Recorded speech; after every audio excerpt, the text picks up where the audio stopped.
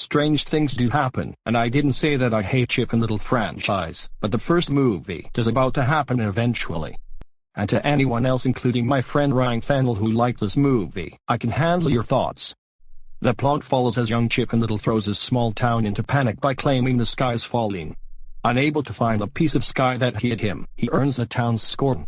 A year later, Outcast Little tries to redeem himself by joining the baseball team, helping to win a crucial game.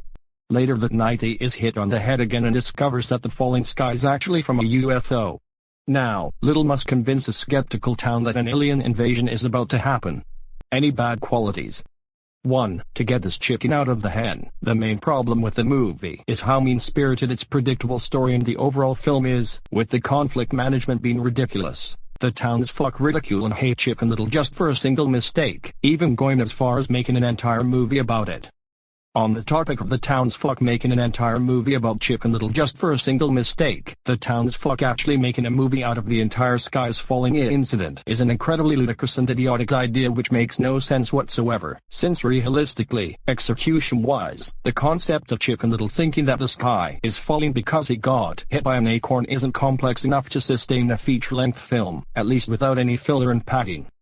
Executive meddling. The original storyline was to be about Chicken Little, who was originally a girl, and originally voiced by Holly Hunter, who's famous for Elastigirl from Disney's other movie, The Incredibles, suffering from paranoia who, as a result, caused several panic outbreaks in her hometown.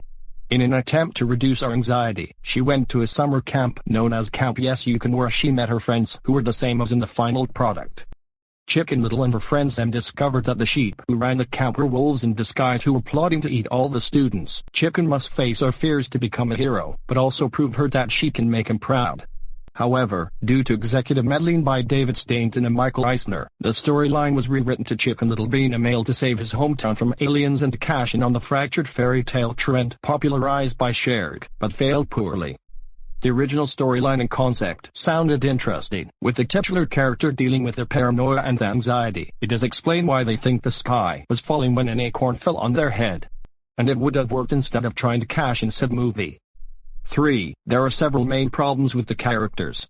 Chicken Little's widowed father, Buck Cluck, is very unlikable as he never supports nor protects his son enough and doesn't even act he's his father. Even though he realizes his mistake in the climax, it still does not make up for how uncaring he was to his son before. In fact, he seems to be more of a tolerable and realistic father who genuinely cared about his child and wants them to be a normal kid. In the aforementioned scrapped storyline and deleted scenes. Since Buck Cluck is very unlikable, Foxy Loxy, Goosey Lucy, and Mayor Turkey Lurkey, who is shown to be an incompetent mayor, are also very unlikable characters as well. Fish Out of Water, though likable, is a pointless comic relief character who exists purely to make blatantly unnecessary pop culture references, and even if he does something, any other supporting character of the film could easily hold that position and nothing would change. Run of the Litter, though likable as well, is also an unfunny and pointless comic relief character who exists purely just for jokes by others and frantic screaming. The townspeople of Oaky Oaks are absolutely incredibly unlikable characters as they openly hate Chicken Little for some pointless and dumb reason, because of how he misstates that the sky is falling for a little acorn. They also never apologized or punished at all, even though they realized that Chicken Little was right. Just so they will take them out and nothing would be the same for the entire of the pointless movie. 4. False advertising.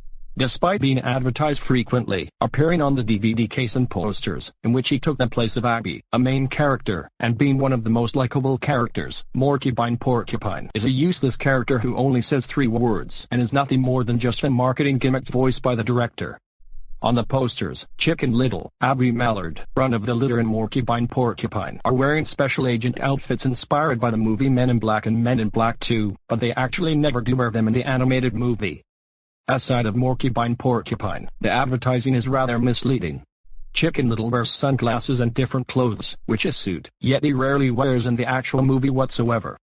5. While not terrible, the CGI animation is mediocre at best, especially by Disney standards, even if it was Disney's first fully CGI film without Pixar's involvement, especially when compared to other computer animated films at the time like The Incredibles, Shrek 2, and Robots.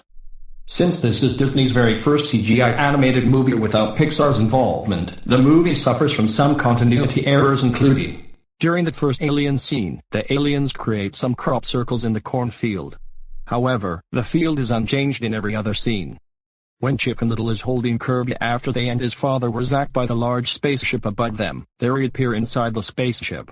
Buck is now holding Kirby instead of Chicken Little. Foxy dumps out a bag of acorns to trip up Chicken Little. When he falls, the acorns are all around him. However, when he gets back up, the acorns are now gone. When Chicken Little sings one of the lyrics in his cover of We Are the Champions onto a large spoon, pretending it was a microphone, the spoon's reflection is upright instead of being upside down like in real life. The background characters/citizens are noticeably reused. No other species of animals are seen, such as cats, moose, wolves, lions, etc. 6. Extremely poor grasp of the source material. The original Disney short cartoon was a rendition of the classic fable fairy tale of the same name, which told about the story of a little chick who thought the sky was falling for no reason and ends up eaten by a fox who invites him and the other fowl into his lair to seek shelter, which is pretty dark, as well as a downer ending. The film, however, is about Chicken Little mistaking an acorn for the sky and later finding out that the sky really is falling because of aliens. If anything, the film's story actually has more in common with The Boy Who Cried Wolf than Chicken Little, with Chicken Little's warnings about the aliens initially being disbelieved because of the false alarm he previously caused. Heck, one trailer and deleted scene pointed that out, with one of the reporters saying, "Are you any relationship with The Boy Who Cried Wolf?" 7. Before the movie started in theaters, there's a cringeworthy turn off your phone PSA with Chicken Little dancing. 8. Very poorly executed and incredibly predictable story, as it uses science fiction elements that are out of place in the original story, as mentioned above. 9. The movie has some noticeable plot holes, such as the aliens not noticing Kirby running around during the invasion of Oakley-Oaks, or when Chicken Little gets his big hit in the baseball game. By the time he heads for home, the game is tied. If he is called out, it wouldn't be the big tragedy it's played out to be. They would still have a chance to win in later innings. 10. Despite good voice work and casting, it's somehow questionable. Zach Braff somehow makes Chicken Little sound a little older than John Dorian, the character who Braff was playing on Scrubs at the same time this movie was released. Though it kinda makes sense since the titular character is a teenager, 13 to 15. Ironically, Braff was casted because he was said to have made the character sound like a junior high student. 11. The humor is very below average, with bad jokes about Run of the Litter and Butt Cluck, along with a few gross-out and mean-spirited humor. Too many overused pop culture references that are placed at the wrong time, which are really blatant for a fractured fairy tale and out of place, such as a cameo of Indiana Jones in the theater during the opening. It's ridiculous that despite showing a movie that has humans, the entire world is just filled with animals. Grunt yelling Darth Vader is Luke's father when they meet Kirby. Fish out of water builds a skyscraper out of paper blocks and climbs it pretending to act like King Kong for no apparent reason. And when Abby says it's like War of the Worlds out there in the climax. 12. Despite having a decent score, One Little Slip, All I Know, and Shake Your Tail Feather, created by Disney, like many films that they made, they used pop culture-oriented songs, like Number 2, using pop culture material for a fractured fairy tale film to cash in on shared. Unlike most Disney films, two infamous examples being REM's It's the End of the World as We Know It, and I Feel Fine, which was used in the alien invasion scene in C&C Music Factory's Gonna Make You Sweat, Everybody Dance Now, which was used in the Dodgeball 5 scene. This doesn't necessarily fit on each scenes, very out of place or just cringeworthy in the way. 13. The event that kicks off the film's storyline doesn't make much sense. Yes, Chicken Little's claims sound very far-fetched, but he still gives a very specific description of the sky piece that he saw, which sounds absolutely nothing like an acorn. Yet everyone instantly believes it was an acorn when one happens to fall near him while he's describing it. Speaking of the sky piece, Chicken Little says that the piece of the sky was shaped like a stop sign. Later, the panel appears in a hexagonal shape, and he still says it's shaped like a stop sign, which are commonly found in octagonal shapes. 14. The trailers aren't even that good, as one teaser parodies The Hitchhiker's Guide to the Galaxy and they also spoil scenes for the movie, such as Chicken Little kissing Abby. Not only that, they showed the scenes that were like for audiences. For example, this exaggerated trailer makes the film look like a humorous parody of the disaster movie genre, with the titular character and a group of goofy friends tasked with battling a thrilling and chaotic alien invasion. While the movie itself has an alien invasion plot, it's nowhere near as epic looking as this trailer makes it to be. 15. The tone of the film, he's just trying to be too serious, but ends up being way too harsh, playful, inconsistent and mean-spirited. 16. The baseball tournament scene was honestly 15 minutes of pure filler that doesn't contribute very well to the actual plot. 17. Speaking of filler, there are too many op-gags throughout the film not given proper setup and, as a result, just sort of happen. In one scene, a dog can be seen pushing a goat by his legs as he mouths the dog's lawn with his teeth. While the extreme omni-goat intention of the gag is clear, the way it's presented feels like the punchline to a joke that had no setup. During the cold open of the water tower tank barreling through town, it literally breaks the fourth wall by tearing through a movie theater screen showing the iconic scene from Raiders of the Lost Ark of Indiana Jones outrunning the boulder. Again, the gag is clear, but the fact that a world full of animated funny animals and absolutely no humans was screening a movie with live-action humans feels too out of place for it to make any sense, and it really only seems to exist for an obvious pop culture reference, as previously stated before. 18. The movie doesn't provide its standard politically correct message. Of course, the best player on the baseball team is a fox. Of course, a goose beats up and humiliates the chicken. And of course, the character with the most redeeming social value is physically unattractive, Abby Mallard. And lastly, 19. Terrible morals that gives you bad lessons for target audiences, such as attack and abuse the unpopular and praise the popular during the Prepared for the Dodgeball 5 scenes. To be honest, there are some redeeming qualities. Let's give it another go, shall we? 1. Mark Tindall makes for an okay director. 2. Pretty good voice acting, such as Zach Braff as the titular character, even with the questionable casting choices. 3. Despite the humor, there are a couple of funny moments here and there, such as Chicken Little accidentally drinking fish's water during training, the long line of baby bunnies in the opening scene, the introduction of Runt of the Litter, Chicken Little screaming at the end of his "We Are the Champions," and Runt raging over a soda machine. It also has a hilarious intro which pokes fun at cliché animated film openings. The "what are you talking about" exchange is quite funny. 4. Decent soundtrack for the film, such as the cover for Don't Go Breaking My Heart sung by the entire cast over the end credits, one little slip which plays near the beginning in the scene in which the kids harass Chicken Little when he tries to catch up with the bus. All I Know by Five for Fighting is a pretty sad and emotional song, stirred up by just owning Patti LaBelle, that's played during Chicken Little's training montage for the baseball game. Shake Your Tail Feather by the Cheetah Girls, that's played during the credits, sounds very catchy, and John Debney's score, which is heartwarming to hear. 5. Although cringeworthy, Chicken Little's dance in the PSA was kinda funny and pretty cute. 6. There are some good messages and morals about believing in yourself and trying your best. 7. Chicken Little, Abby Mallard, Runt of the Litter, depending on your view, and Fish, depending on your view, are at least tolerable and likable characters. The chemistry between Chicken Little and Abby is cute and heartwarming, too. Chicken Little himself is also sympathetic, reliable, and also adorable. 8. Even though he's very unlikable, Turkey Lurkey's somewhat funny at least. 9. Buck Cluck, even though very unlikable, has a few decent moments, such as apologizing for not believing his son at the climax of the film, and he is also a good fighter and baseball player. 10. The CGI animation, despite how mediocre it looks, is passable at best. It also has a 2D animation style to the 3D animation whenever a character is shot nor react to slapstick, which is quite creative.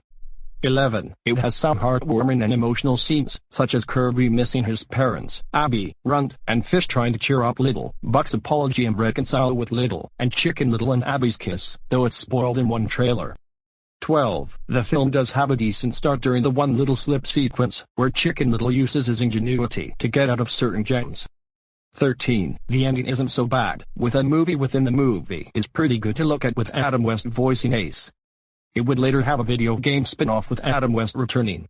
14. Morcupine Porcupine, despite being completely useless, is one of the best characters in the film. His lines are somewhat funny and he's not a jerk to Chicken Little.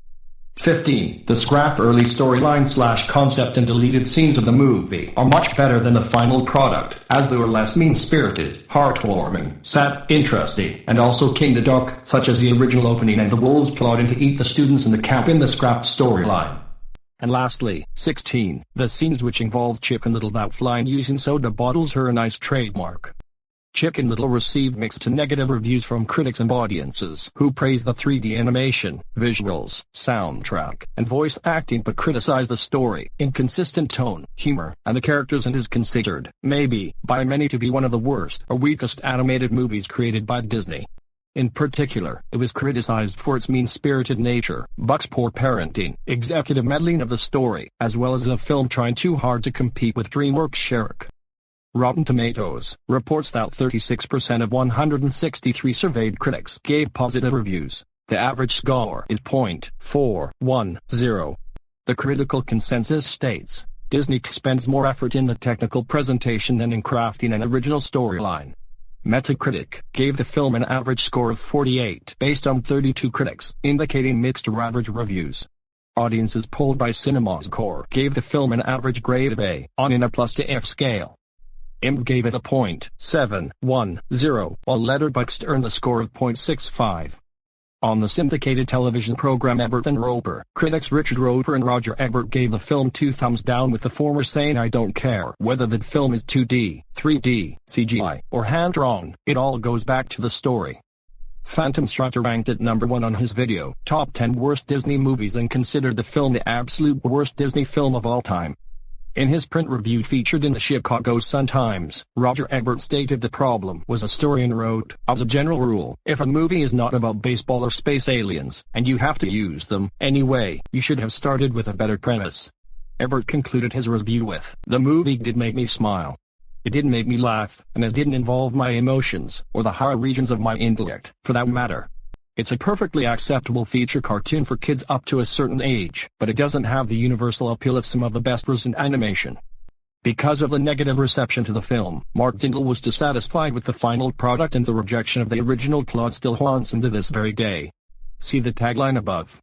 Chicken Little opened at number 1 with $40,049,778. The total domestic gross was $135,386,665. In foreign countries, it made $179,046,172. Overall, the film grossed $314,432,837 worldwide against its $150 million budget.